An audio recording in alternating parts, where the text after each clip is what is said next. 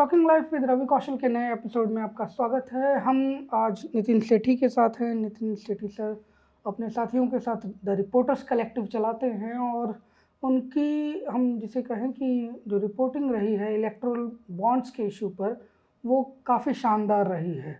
एक एक करके जिस तरीके से स्टोरीज बाहर आ रही हैं, हमें पता चल रहा है कि स्वतंत्र भारत के इतिहास में लेजिटिमेट तौर पर कैसे जो है इलेक्टोरल बॉन्ड एक संगठित घोटाला था। नितिन सर, शुक्रिया आपका बात करने के लिए। मेरा पहला सवाल आपसे ये है, आपका हमारा जो ये वीडियो होगा वो बहुत सारे शहरी लोग देखेंगे और बहुत सारे लोग गांव में भी देखेंगे। अगर किसी व्यक्ति को आप समझा पाएँ कि ये स्कीम बुनियादी तौर पर क्या थी, तो आप क्या कहेंगे? तो 2-4 सेंटेंस में, पंक्तियों में समझा सकते हैं कि मान लीजिए आपने बैंक गए, बोला 1000 रुपये का चेक बनाओ, चेक पे नाम ना लिखाओ कि किसको देने वाला हूँ मैं। बैंक आपको ऐसा एक चेक बना के दे दे कि हाँ ये 1000 रुपये का है, ये पर्ची दे दे आपको एक, कि बोले ये पर्ची जिसके हाथ में होगी, जो बैंक लेके जाएगा वो पर्ची जमा करेगा, उसे 1000 रुपये मिल जाएंगे। पर्ची पे ये नहीं लिखा होगा कि पर्ची किसके पैसे पे बनी, कहाँ से बनी, कब बनी। जो पर्ची लेके बैंक जाएगा वो 1000 रुपये 100 रुपये जितना पर्ची पे लिखा है उतने मिल जाएंगे।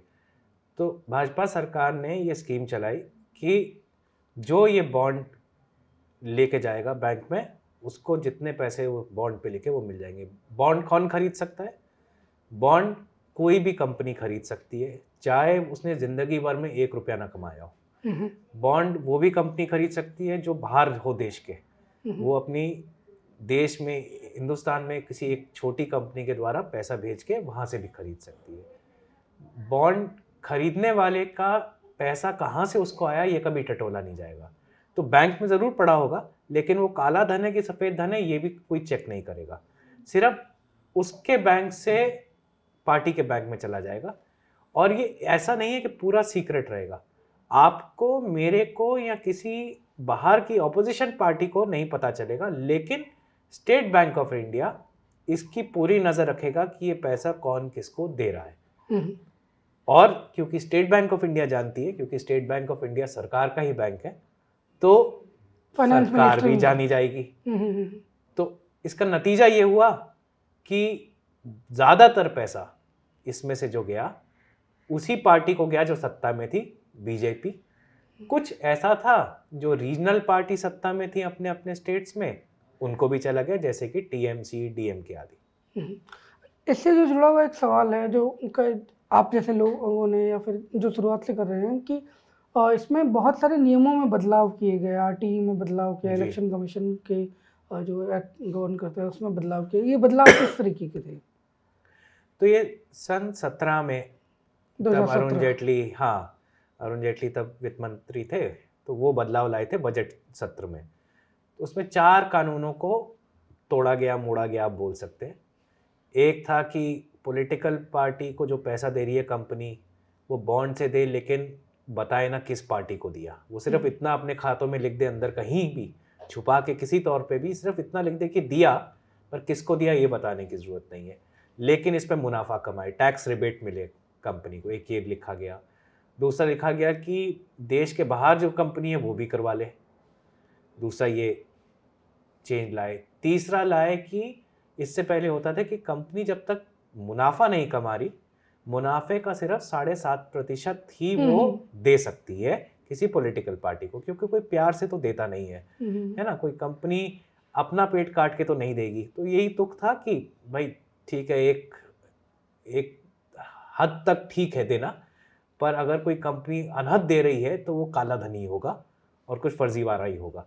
तो इस सरकार ने वो भी पलट डाला और बोला कि कंपनी ने चाहे कभी 1 रुपया ना कमाया हो, ना आगे कमाए, लेकिन कहीं से पैसा लाए और पॉलिटिकल पार्टी को दे, तो इसके लिए भी बदलाव लाए। तो ऐसे 4 बदलाव, 4 लॉज में लाने के बाद इलेक्टोरल बॉन्ड स्कीम 2018 में सही से स्थापित हुई और चलने लग गई। एक इसमें इंटरेस्टिंग बात है, आप लोगों की स्टोरी में है और बाकियों की भी स्टोरीज में है कि एक लॉटरी कंपनी है, उसी तरीके से एक इंफ्रास्ट्रक्चर की कंपनी है, उसी तरीके से एक वैक्सीन बनाने वाली कंपनी है।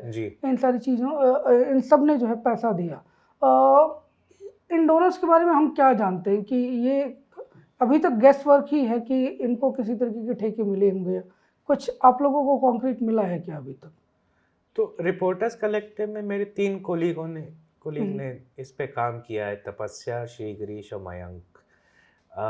तीनों का काम जो अभी तक हमें दिखाता है कि कुछ बहुत बड़ी कंपनी है जिन्होंने एक मुखौटे कंपनी से निकाल के पैसा भेजा, जैसे रिलायंस ग्रुप है। रिलायंस ग्रुप ने एक दूसरी कंपनी जो प्राइवेट लिस्टेड कंपनी है, जिसका बाहर ज़्यादा पता नहीं चलता वो क्या कर रही है। हम लोग थोड़े दिन में खगाल सके, लेकिन बाहर किसी को अमूमन ऐसे पता नहीं चलता कि असली मालिक कौन है, क्या है। तो उसके रास्ते पैसा भेजा। कुछ उनने अपने लोगों के जरिए, इंडिविजुअल्स के हाँ, मतलब वो हम ये नहीं बोल सकते कि रिलायंस ने उनको दिया, उन्होंने दिया, पर वो रिलायंस के मुलाजिम है जो करोड़ों में किसी पार्टी को पैसा दिए जा रहे हैं। हो सकता है उन्हीं ने इतना कमाया हो कि देन, और इतना पॉलिटिकल पार्टी से प्यार हो कि उन्होंने खुद दिया हो, तो ऐसा भी मुमकिन है। कुछ हमने पाया ऐसी कंपनियां हैं जिन्होंने एकदम मुनाफा नहीं कमाया, उन्होंने दे दिया। कुछ ऐसा है जिन्होंने मुनाफा कमाया तो मुनाफे का अपना 99% दे दिया, अपनी जेब में कम रखा, पॉलिटिकल पार्टी को ज़्यादा दे दिया। कुछ ऐसा है जिनके यहाँ रेड पड़ी तो रेड के बाद देने लग गए, रेड के बाद वो भी पार्टी छोड़ के बीजेपी चले गए, उनके बेटे एक कंपनी में बैठे थे, वो कंपनी भी डोनेशन देने लग गई। अब अभी तक तो ये कंफर्म नहीं हो पाया है, क्योंकि डेटा अब 21 तारीख को बाहर आएगा कि किस पॉलिटिकल पार्टी को किसने पैसा दिया, वो अभी भी साफ नहीं है। ये भी कोई पत्रकार नहीं बोल सकता कि इस ईडी रेड के बाद इस कंपनी ने इसी पार्टी को पैसा दिया। हम ये भी नहीं कह सकते कि हाँ ईडी रेड से डर के ही किया। हम सिर्फ इत्तेफाक दिखा सकते हैं कि गजब का इत्तेफाक है इस देश में कि 100 की 100 कंपनियां हैं जो जैसे रेड होती है उसके बाद डोनेशन देने लग जाती है इस रास्ते। तो ये इत्तेफाक ही है, मतलब देश हमारा अचरज भरा है, तो हो सकता है ऐसा ही हो रहा हो, पर हम लोग तो इतना ही बोल सकते हैं। मुश्किल ये है कि जो लोग सच बता सकते थे, जो थोड़ा अंदर तक जा सकते थे, ढूंढ सकते थे, वो सरकार का ही तंत्र था, ईडी, सीबीआई, पर वही तो रेड कर रहा है, तो वो तो कभी ढूंढेगा नहीं। भाजपा तो आजकल जो सरकार में है, बोल दिए कि इलेक्टोरल बॉन्ड की बड़ी अच्छी स्कीम थी, थोड़ी और इम्प्रूव हो जाती, शायद थोड़ी बेहतरी हो जानी चाहिए थी। वो तो दुखी हैं कि सुप्रीम कोर्ट ने मना कर दिया कि एकदम बंद करिए। तो जो सत्ता में हैं, सरकार चला रहे हैं, उनको खोदना चाहिए था कि ये नकली कंपनियां कौन हैं जो अपना पेट काट के पॉलिटिकल पार्टीज को इतना प्यार करती हैं कि अपना सारा धन दे देती हैं, लेकिन वही सबसे ज्यादा कमा रही है।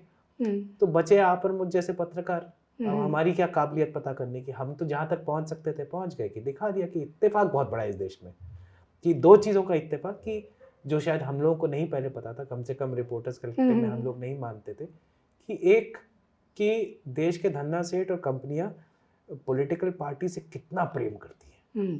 इतना प्रेम सोचा ही नहीं था हमने। केवल अपना सारा धन जितना निकाला वो अपनी जेब में नहीं रखा, पार्टी को दे दिया। इतना तो समझ आता है कि मंदिर मस्जिद में थोड़ा दिया जाता है, गुरुद्वारे में थोड़ा दिया जाता है, 100 कमाया तो 50 डाल दिया, भूखे बच्चों के लिए कुछ दे दिया, ये सब होता है। पर इतना प्यार हमने कभी नहीं सोचा था कि 100 कमाया तो 99 किसी पॉलिटिकल पार्टी को दे दिया।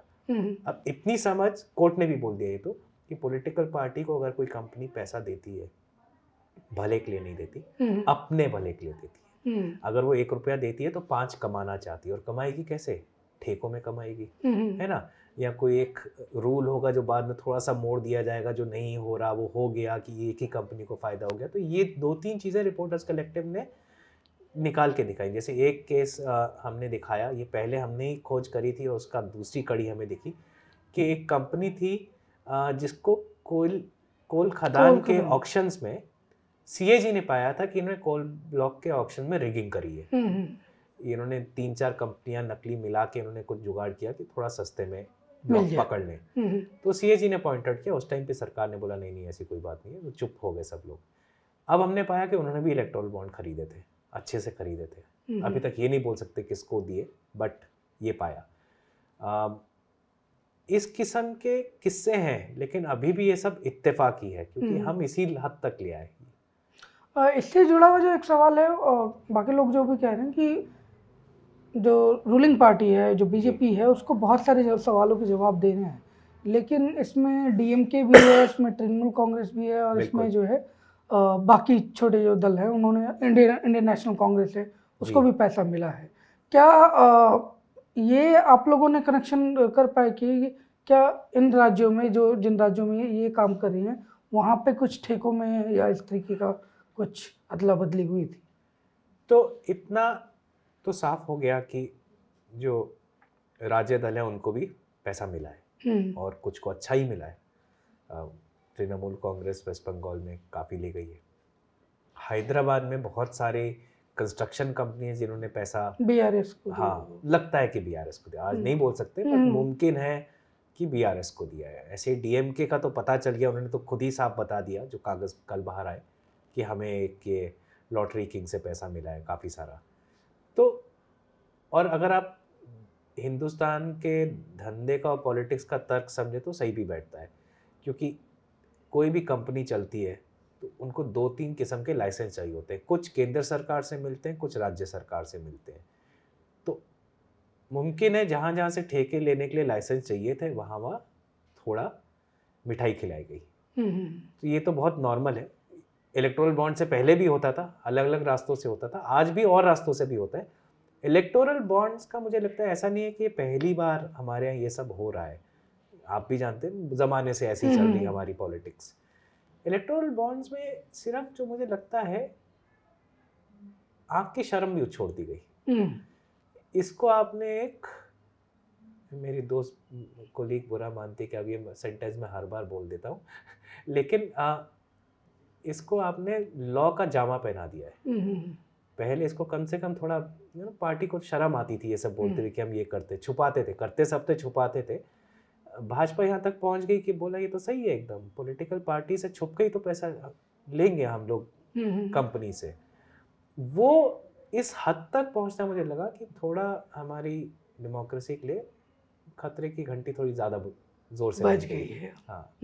एक जो इसमें जो सवाल जुड़ा हुआ है वो ये है कि बहुत सारे लोग आर्ग्यू ये कर सकते हैं कि यार ये देखो ये हमेशा से होता रहा था, ये it's about big political parties, ये बड़े कंपनियों का मामला है, उन्होंने एक दूसरे को दिया, इसमें हमारा नुकसान क्या है, या व्हाई शुड वी बॉदर, हमें क्यों इसके बारे में सोचना चाहिए?